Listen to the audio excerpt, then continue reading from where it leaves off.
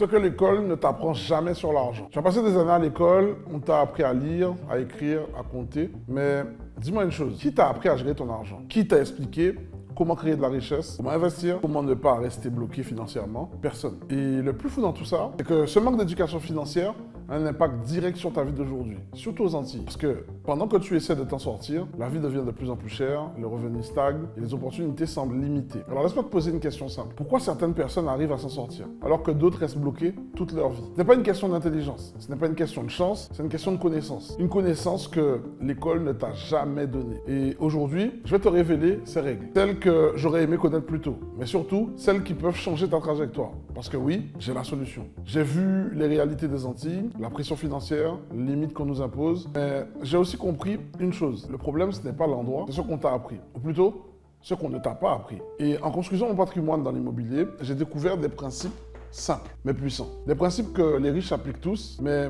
que la majorité ignore complètement. Et il y en a un en particulier qui change tout. Un principe que, si tu comprends aujourd'hui, peut complètement transformer ta manière de voir l'argent. Je vais te le révéler dans cette vidéo. Alors reste bien jusqu'à la fin, parce que ce que tu vas comprendre aujourd'hui peut t'éviter des années d'erreurs, peut te faire gagner du temps et surtout peut changer ton futur dès maintenant. Laisse-moi te montrer pourquoi l'école t'a préparé à travailler pour l'argent, mais jamais à le faire travailler pour toi. Les mensonges qu'on t'a appris dans cette première partie. À l'école, on ne t'a pas menti directement, mais on t'a appris une vision incomplète. Une vision qui te prépare à survivre, mais pas à t'enrichir. On t'a dit travaille bien à l'école pour avoir un bon travail. Et ça paraît logique. Mais ce qu'on t'a pas dit, c'est qu'un bon salaire ne te rendra jamais riche. Parce que si c'était le cas, tous les cadres seraient riches, tous les fonctionnaires seraient libres financièrement, mais ce n'est pas le cas. Et pourquoi à ton avis? Parce qu'on t'a appris à échanger ton temps contre de l'argent. Et ça, c'est la première limite. Deuxième chose qu'on t'a inculqué, économise ton argent. Encore une fois, ça paraît logique. Économiser sans savoir investir ne te rendra jamais riche. Te protège juste temporairement parce que pendant que tu économises, l'inflation augmente,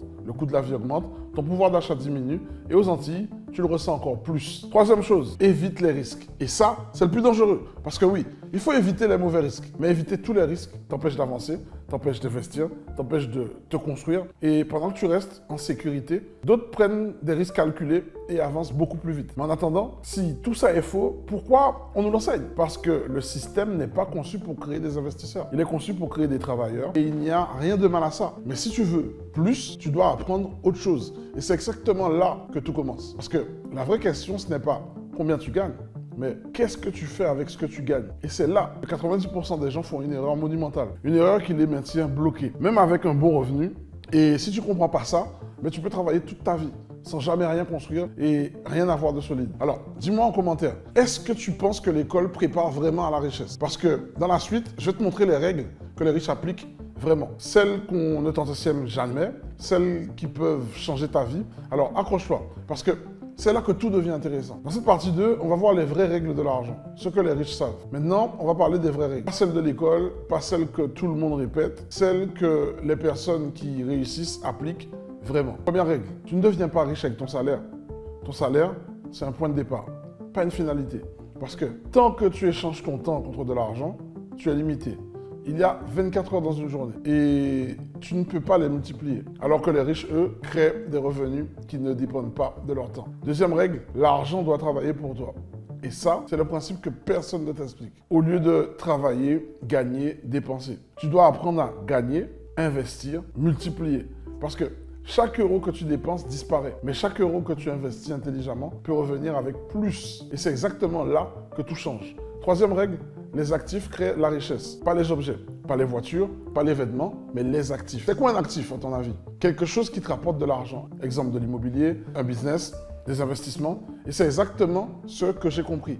En Guadeloupe, comme beaucoup, j'ai vu des gens travailler dur, mais dépenser tout ce qu'ils gagnaient et rester au même niveau. J'ai même vu des gens travailler dur, camoufler l'argent sous le matelas sans jamais le produire et le faire travailler pour eux. Jusqu'au jour où j'ai découvert l'immobilier. Et là, tout a changé. Parce que j'ai compris que tu peux travailler une fois et être payé plusieurs fois. Mais en attendant, si ces règles sont simples, pourquoi tout le monde ne les applique pas, tu me diras? Mais parce qu'il y a un problème que l'école ne règle pas. Tu sais, mais tu ne le fais pas. Tu comprends? Mais tu ne l'appliques pas.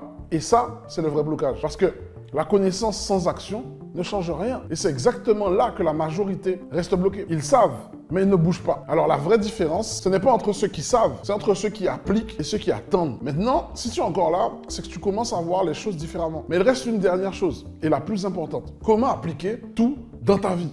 Parce que comprendre, c'est bien, mais agir. C'est ce qui change tout. Et dans la prochaine partie, je vais te montrer exactement comment passer à l'action, par où commencer et comment construire quelque chose de réel. Alors accroche-toi, parce que c'est maintenant que tout devient concret. On va voir ensemble dans cette partie 3 le blocage qui te retient et comment le dépasser. Tu sais maintenant ce que l'école ne t'a pas appris. Tu comprends les règles, tu vois les erreurs, tu commences à penser différemment et pourtant ta situation n'a peut-être pas encore changé. Pourquoi? Parce que le vrai problème, ce n'est pas le manque d'information, c'est le manque de passage à l'action. Tu sais ce qu'il faut faire, mais tu hésites, tu réfléchis trop, tu attends le bon moment, tu veux être sûr et pendant ce temps, rien ne change. Mais laisse-moi te dire quelque chose de simple. Tu ne seras jamais prêt à 100% parce que la clarté, elle vient dans l'action, pas avant. Et moi aussi, je suis passé par là. En Guadeloupe, comme beaucoup, j'avais des idées, je voyais des opportunités, mais j'hésitais. J'attendais jusqu'au jour où j'ai compris quelque chose de puissant. Le plus grand risque, c'est de ne rien faire. Parce que rester bloqué te coûte du temps, te coûte de l'argent, te coûte des opportunités. Et pendant que tu attends, d'autres avancent. Mais attention, il ne suffit pas d'agir, il faut agir intelligemment. Parce que beaucoup font l'erreur inverse. Ils se lancent sans stratégie, sans connaissance,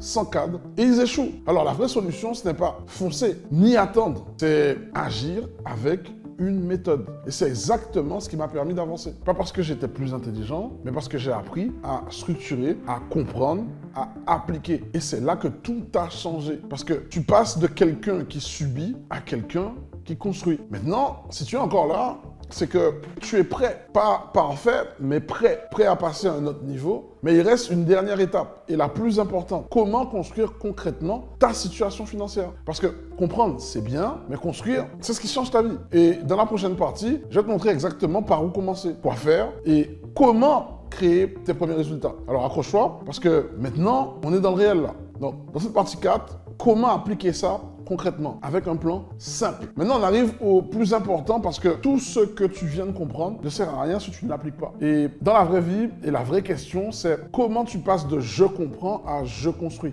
Je vais te donner un plan simple, pas magique, mais efficace. Première étape, prends conscience de ta situation. Regarde la vérité en face. Combien tu gagnes, combien tu dépenses, combien tu gardes. Parce que tant que tu ne vois pas clair, tu ne peux pas avancer. Deuxième étape, commence à investir. Même petit, pas besoin de millions, mais tu dois commencer, que ce soit en immobilier, business, formation, peu importe. Mais transforme ton argent en actif. Troisième étape, apprends en avançant. N'attends pas d'avoir tout compris, tu apprends en faisant, tu progresses en testant.